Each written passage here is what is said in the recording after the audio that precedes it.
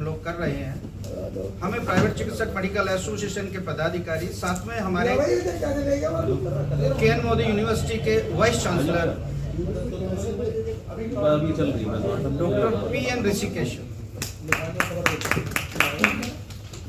हमारे बीच में धर्मेंद्र सर हैं, हमारे बीच में निखिल सर हैं, हमारे बीच में हमारे राष्ट्रीय उपाध्यक्ष डॉक्टर R.K. शर्मा हैं, हमारे बीच में जमील साहब हैं, और हमारे बीच में जुबेर त्यागी राष्ट्रीय प्रमुख सचिव हैं, और हमारे जिलाध्यक्ष हम लोगों के सूरज नायक जी हैं, और मैं राष्ट्रीय अध्यक्ष हूँ प्राइवेट चिकित्सक मेडिकल एसोसिएशन।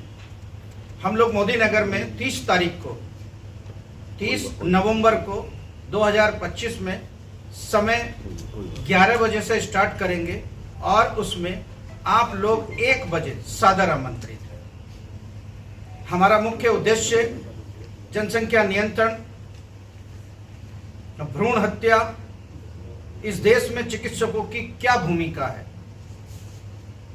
हम इस टॉपिक पर बात करेंगे। और पूरे देश के, इसमें चिकित्सा जगत के एवं अन्य गणमान्य व्यक्ति जैसे नरेंद्र भारद्वाज जी, नरेंद्र कश्यप जी राज्य मंत्री हैं, हमारे प्रदेश अध्यक्ष अजय राय जी, और विधायक, पूरे जिले के विधायक, यहाँ के मोदी नगर के विधायक मंजू शिवाज जी, डॉक्टर मंजू शिवाज जी, लोनी के विधायक नंद किशोर गुर्जर जी, यहाँ तक कि हमें आशीर्वाद देने के लिए महंत नारायण गिरी जी और संजीव शर्मा जी जो गाजियाबाद के विधायक हैं, जो अन्य जैसे सुदेश शर्मा जी पूर्व विधायक हैं मोदी नगर के, और पूर्व चेयरमैन यहाँ के रामाशय शर्मा जी, और जो चेयरमैन है विनोद वैशाली जी, अन्य बहुत सारे गणमान्य व्यक्ति हमें आशीर्वाद या इस प्रोग्राम को में शामिल होने के लिए अतिथिगण आ रहे हैं। हमारे बीच में के.एन. मोदी यूनिवर्सिटी बहुत सहयोग कर रही है। इस कार्यक्रम को लेकर हमारी कोशिश होगी कि हम प्राइवेट चिकित्सक मेडिकल एसोसिएशन और के.एन. मोदी यूनिवर्सिटी दोनों कोलैबोरेशन करके हम लोग देश और समाज में एजुकेशंस को लेकर हम लोग साथ चलेंगे, और एजुकेशंस, मेडिकल एजुकेशंस को लेकर हम लोग जन जन तक पहुंचने का काम करेंगे।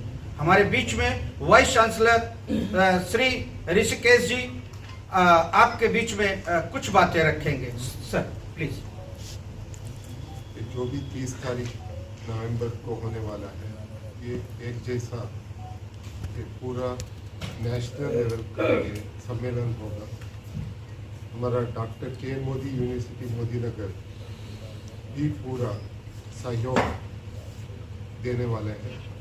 ये कॉन्फ्रेंस जैसा है, यहाँ पर जो भी टॉपिक है वो आजकल का मतलब है भारत के लिए, लाइक जनसंख्या नियंत्रण एंड भ्रूण हत्या, स्पेशली भ्रूण हत्या में मेनली फीमेल का, इवन इतना भी आप कोशिश करो, लेटेस्ट टेक्नोलॉजीज है, ओके, इंडिया आगे बढ़ रहे हैं। 2047 तक हमारा डेवलप्ड नेशन ऐसा हमने घोषित किया है। फिर भी आजकल स्पेशली फीमेल का भ्रूण हत्या वगैरह वो तो चल ही रहा है। ओके, ये थोड़ा सा कम करने के लिए ये कॉन्फ्रेंस का योगदान बहुत अमूल्य है। इवन हमारा यूनिवर्सिटी भी इसी क्षेत्र में जो भी अवेयरनेस प्रोग्राम होगा कि हमारे स्टूडेंट्स के लिए जो भी हमारा करिकुलम में टॉपिक वगैरह जो भी इसमें ऐड करना है, वो सारे हमारे यूनिवर्सिटी हमारे करिकुलम में ऐड कर लेते हैं, सो दैट आगे जनरेशन में इवन पॉपुलेशन का कंट्रोल भी हो। वो मेजर चैलेंज हो गया है इंडिया के लिए। जो भी हमारा प्रोग्रेस है, प्रगति है, कि पॉपुलेशन की वजह से इतना इम्प्रेसिव नहीं हो पा रहा है। इस कॉन्फ्रेंस में जो भी डिस्कशन वगैरह होगा कि मुझे पूरा उम्मीद है सल्यूशन तो निकलेगा।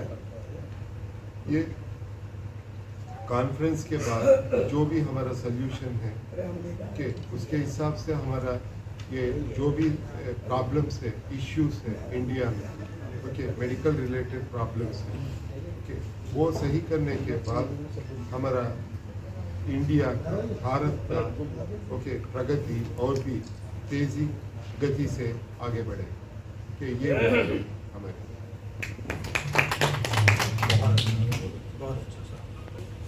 उसको लेकर और सामाजिक जागरूकता फैलाई जाएगी। लेकिन जितने भी अब तक केस खुले हैं तो उस पर कैसे रोकथाम लगाएंगे? आपके एसोसिएशन भी है, उन डॉक्टरों के खिलाफ जब आप एक अभियान चला रहे हो तो डॉक्टरों के खिलाफ आपके एसोसिएशन क्या कार्रवाई करेगी जो इस काम में लगे हुए हैं? देखिए, प्राइवेट चिकित्सक मेडिकल एसोसिएशन पिछले 25 वर्ष से भ्रूण हत्या जनसंख्या नियंत्रण पर कार्य कर रही है। हमारी कोशिश है, हमने बहुत से ये केस खुलवाए हैं। आप विभाग में जाकर देख सकते हैं, हम लोग खुफिया तौर पर ऐसे संस्थानों को, ऐसे अल्ट्रासाउंडों को, ऐसे पोर्टेबल अल्ट्रासाउंडों को पर छापामार कार्रवाई कराते हैं कि ताकि वो लोग भ्रूण हत्या ना कर सके।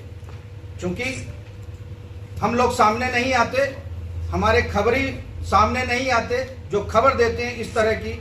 सरकार ने भी कहा है कि हम लोग एसोसिएशन से मिलकर भ्रूण हत्या पर जो भी प्रभावी कार्रवाई हो सकती है वो करेंगे। हमारा कोशिश होगी कि हम लोग, पूरी कोशिश होगी आपके माध्यम से भी, अगर कोई भी इस तरह का कार्यक्रम करता है या भ्रूण हत्या करता है या सम्मिलित होता है तो आप निश्चित रहो उसको जेल जाना होगा। प्राइवेट चिकित्सक मेडिकल एसोसिएशन का ये प्रण है। रही बात दूसरी कि प्राइवेट चिकित्सकों का इन्वॉल्व होता है, बिल्कुल होता है। क्यों होता है? क्योंकि ये अल्ट्रासाउंड केवल प्राइवेट चिकित्सक या फिर एमबीबीएस चिकित्सक या एमडी एमएस ही कर सकते हैं। तो उनका इन्वॉल्व होना कोई मतलब इसमें कोई आश्चर्य नहीं है, क्योंकि ये मेडिकल फील्ड है और इसमें मेडिकल इन्वॉल्व होता ही होता है। जी सर। ज्यादातर जो आज तक जो केस ज्यादातर पकड़ी है वो हरियाणा की टीम ने पकड़ी है, ऐसा क्यों है? जबकि ये एनसीआर से लगता है जितनी सबसे ज्यादा ही काम होता है। और इसमें जो है गाजियाबाद का जो वो भ्रूण लिंग का जो डाटा है उसमें महिलाओं की, लेडीज की, लड़कियों की संख्या कम है और पुरुषों की ज्यादा है, जिससे ही साबित होता है कि यहाँ पे सबसे ज्यादा ही काम हो रहा है।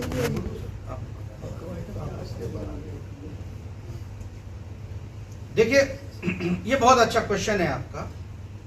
हम देश समाज में रहते हैं और इस देश की तरक्की और इस देश में भ्रूण हत्या ना हो हम सब का कर्तव्य है। मगर आपने जो शब्द अभी जो क्वेश्चन किया है, मैं उसका जवाब देता हूं कि हरियाणा वाले क्यों करते हैं। क्योंकि देश में केंद्र सरकार ने एक मॉनिटरिंग कमेटी बनाई है।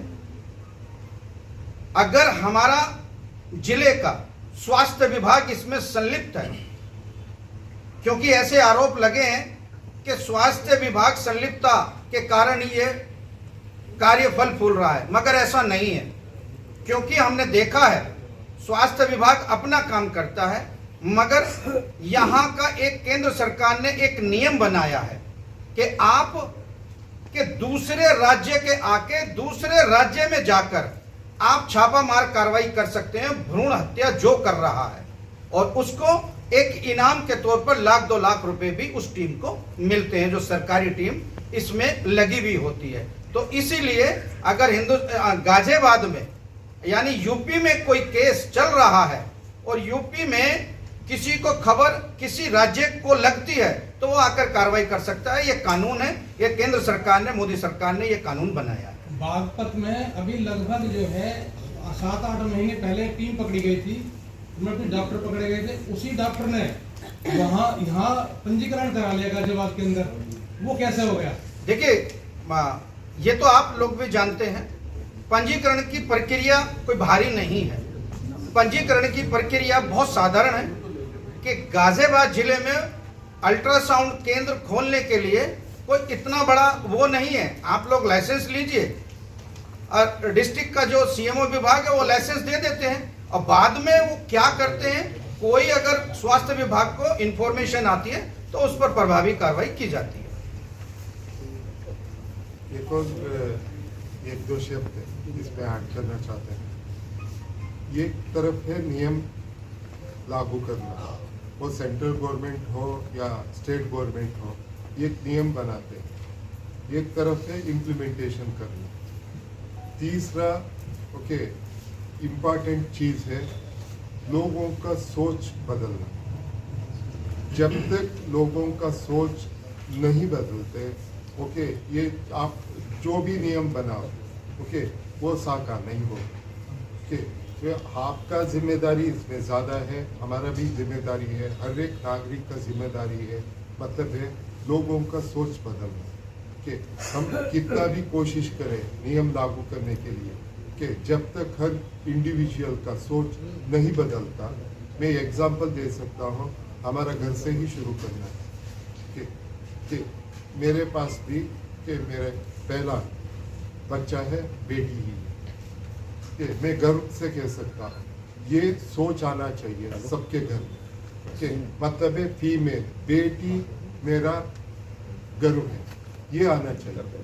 जब भी ये सोच बदलेगा भ्रूण हत्या का बात ही नहीं उठता। मैं एश्योरेंस से कह सकता हूँ जब तक ये सोच नहीं आएगा, आप कितना भी कोशिश करो, नियम डाल दो एक तरफ डॉक्टर को वो एक्स्ट्रा पैसा भी दे सकते हैं सब कुछ होगा जब सोच बदलेगा अपने आप ये सारे सिस्टम सही हो जाए। इसके लिए आप मीडिया वालों का योगदान ज़्यादा है जब भी आप कुछ छापोगे उसका असर ज़्यादा होगा लोगों के पास। ये हमारा रिक्वेस्ट है। बहुत अच्छे। हमारे बीच में अब के.एन. मोदी यूनिवर्सिटी के धर्मेंद्र सर हैं, वो भी अपनी बात रखें। यहाँ पे प्रेस कॉन्फ्रेंस किया है। I am doctor Dharmendra Singh, विभागाध्यक्ष K N. Modi university in mechanical engineering department. जैसे कि आप सब जान रहे हैं कि ये प्रोग्राम कर रहे हैं 30 नवंबर को, तो इसमें हमारी यूनिवर्सिटी, हमारा मैनेजमेंट बहुत सहयोग कर रहा है। हम सब मिलकर इस प्रोग्राम को सफल बना रहे हैं। हमारे यहाँ पे बहुत सारे कोर्सेज भी चल रहे हैं जो हमारे यूनिवर्सिटी के मैनेजमेंट से रिलेटेड भी कोर्सेज हैं, इंजीनियरिंग से भी रिलेटेड हैं सब। उसमें हम जैसे सर से बात हो रही है तो related to the medical curriculum add करेंगे हम उसमें, और बच्चे भी आ रहे हैं उसमें, हम कुछ स्टूडेंट भी बुलाएंगे।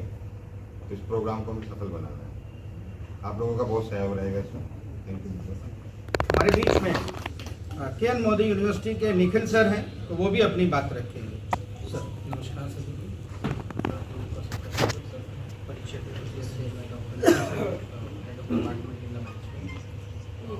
जैसे कोलैबोरेशन की बात हो रही थी सबके साथ ही, तो जो नींव रखने की बात हो रही थी कि नींव कैसे रखी जाए, तो वो एजुकेशन है, बेसिक एजुकेशन कि सबको जो आप इक्वालिटी और नॉन इक्वालिटी देखते हैं, तो वहाँ से एजुकेशन एक बहुत बड़ा पार्ट है जहाँ से हम उस अनइक्वालिटी को इक्वालिटी में कन्वर्ट कर सकते हैं। तो यही हमारा सर के साथ मिलकर कोलैबोरेशन है, जिससे हम जो नींव रखने जा रहे हैं वो एक इक्वालिटी की तरफ नींव रखने जाए। जो एजुकेशन है, जैसे हमारे यूनिवर्सिटी का, हमारे फाउंडेशन का एक स्लोगन है जिसमें बोला जाता है करेक्टर, वैल्यू एंड नॉलेज।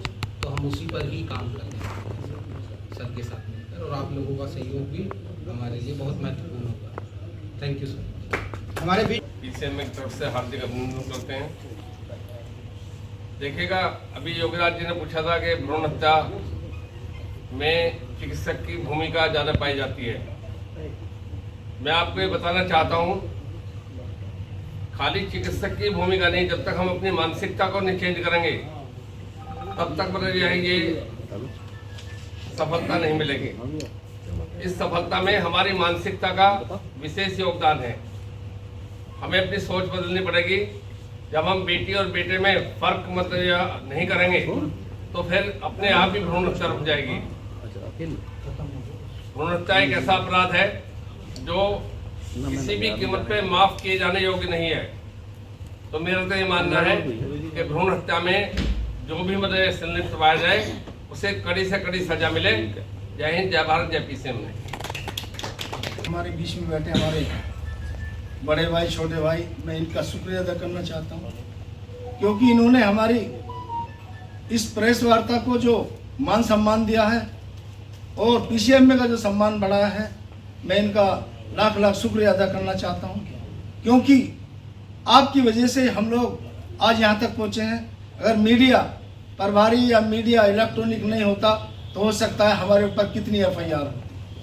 आपका सहयोग बहुत बड़ा रहा है और आपने जो भ्रूण हत्या और जनसंख्या वृद्धि की बात की है, मैं आपका इसमें बहुत सहयोग चाहता हूँ, क्योंकि आपने ही भ्रूण हत्या और जनसंख्या वृद्धि को जो बढ़ावे से रोका है। और आप आए दिन हमारे डॉक्टरों पे या इन पे जो आप आए दिन सवाल जवाब करते हैं, तो उससे भी आपका बहुत बड़ा सहयोग मिलता है, तो लोग आपसे डरते हैं। ये मीडिया अगर नहीं होती तो भ्रूण हत्याएं और जनसंख्या वृद्धि बहुत होती। आपने इस मोदी नगर को ही नहीं बल्कि हिंदुस्तान के अंदर जो मीडिया ने अपना काम किया है, मैं मानता हूं कि आपका सहयोग सर्वोपरि है। मीडिया के ही डर से आज लोग आपके बीच में नहीं आते, चाहे वो भ्रूण हत्या हो, चाहे जनसंख्या वृद्धि हो, चाहे वो एक हमारे ऊपर एक छाप लगी हुई है झोला छाप की। मैं आपसे रिक्वेस्ट करता हूं कि आप उस शब्द को ना लिख करके हमारा मान सम्मान बढ़ाएंगे तो हम आपके आभारी होंगे। अगर शर्मा जी ने एक प्रोग्राम 30 तारीख में जो रखने का काम किया है, मैं आपका उसमें बहुत सहयोग चाहता हूं। अगर आपने उस शब्द को अपंजीकृत लिख दिया और हमें मान सम्मान दिया तो मैं आपका आभारी रहूंगा, क्योंकि मीडिया ने ही इस हिंदुस्तान को बढ़ाया है और मीडिया चाहेगी तो हमारे लोगों को बढ़ावा देगी और नहीं चाहेगी तो हम लोग सड़क पर आ जाए। तो आपसे निवेदन करूंगा ज़्यादा से ज़्यादा हमारा 30 तारीख में जो हमने प्रोग्राम किया है, चाहे उसमें मंत्री जी हों या विधायक जी हों या आप हों, लेकिन मैं आपका उसमें सहयोग चाहता हूँ। जय हिंद, जय भारत, जय पीछे। हमारे बीच में ब्रजेश सर हैं जो KN यूनिवर्सिटी के हैं, मैं चाहता हूं कि वो भी अपने 2 शब्द कहें। नमस्कार पत्रकार बंधुओं,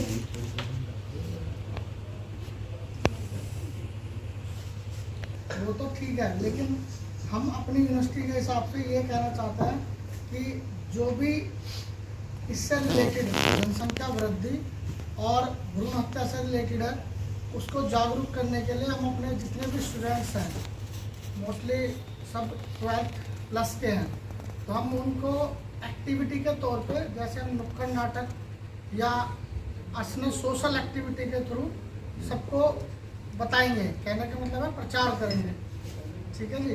तो हम उसके अलावा जो इससे रिलेटेड घर घर तक बच्चों के थ्रू घर घर तक ये चीज़ें पहुंचाएंगे, जिससे कि ये चीज़ें रुक सकें। धन्यवाद। साथियों, हमारे बीच में मीडिया प्रभारी हैं और राष्ट्रीय महासचिव भी हैं, तो मैं उनसे कहूँगा कि 2 शब्द जरूर कहें। कि हेलो, और आप सभी पत्रकार बंधुओं को नमस्कार। मैं डॉक्टर जुबैर त्यागी, राष्ट्रीय प्रमुख सचिव प्राइवेट चिकित्सक मेडिकल एसोसिएशन। मैं आप सभी पत्रकार बंधुओं को जो आगामी 30 नवंबर को हमारा चिकित्सक महासम्मेलन होने जा रहा है, सबसे पहले तो मैं उसमें आप सभी को इनवाइट करता हूँ। सेकंड, जो MM डिग्री कॉलेज है, MM डिग्री कॉलेज के जो वाइस चांसलर हैं और हमारे बीच जो डॉक्टर साहब हैं, मैं उनका धन्यवाद करना चाहता हूँ कि उन्होंने इस भव्य कार्यक्रम के लिए हमें अपने यहाँ पर स्थान दिया।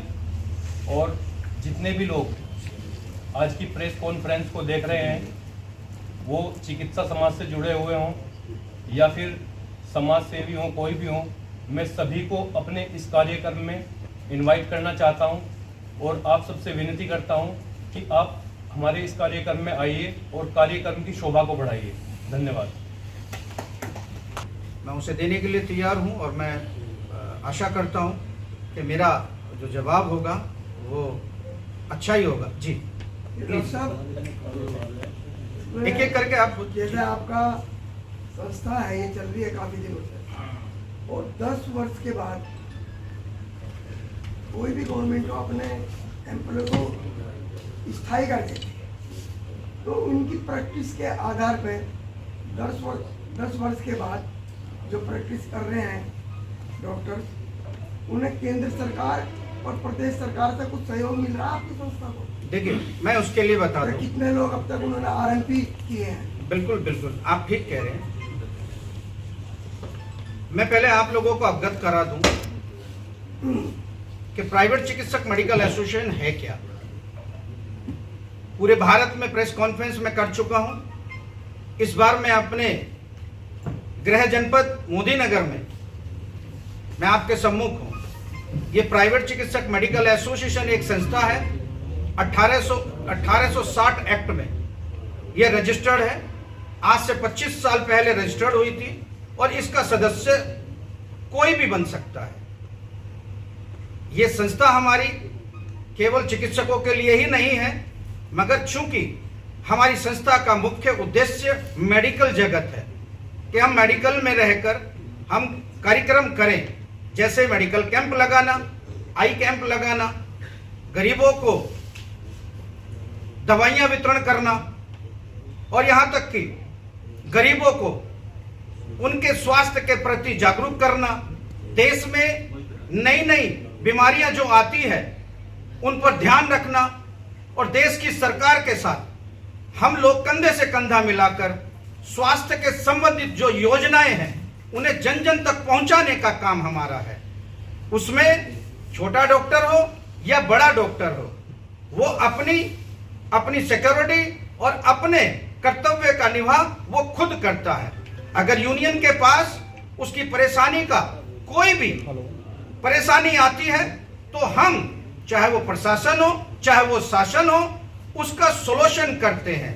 हमारी केंद्र सरकार और राज्य सरकार से और यहाँ के स्वास्थ्य मंत्री पूरे भारत के, यानी कि राज्य के स्वास्थ्य मंत्री से, यानी कि केंद्र के स्वास्थ्य मंत्रियों से, यानी केंद्र के सचिवों से हमारी बात हो रही है कि हम लोग जो छोटे डॉक्टर हैं, जो गांव देहात के डॉक्टर हैं, उन्हें एक 6 महीने की प्रशिक्षण देकर उन्हें नियमित किया जाए।